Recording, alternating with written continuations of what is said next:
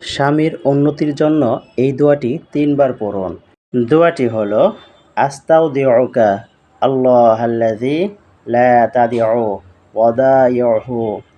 আস্তাউদিউকা আল্লাহাল্লাযী লা তাদিউ ওয়াদাইউহু। যদি কারো আরবি পড়তে সমস্যা মনে হয় তাহলে আপনারা বাংলা উচ্চারণ দেওয়া আছে, এই বাংলা উচ্চারণ দেখে পড়তে পারেন। দোয়াটির বাংলা অর্থ হলো আমি আমার স্বামীকে আল্লাহর কাছে সুপার্দ করছি, যার কাছে কোনো আমানত নষ্ট হয় না। আমি আমার স্বামীকে আল্লাহর কাছে সুপার্দ করছি, যার কাছে কোনো আমানত নষ্ট হয় না। I entrust my husband to Allah, the one with whom trusts are never lost. ভিডিওটা বেশি বেশি শেয়ার করবেন যাতে সমস্ত স্ত্রীরা পড়তে পারে এবং তাদের স্বামীর জন্য দোয়া করতে পারে।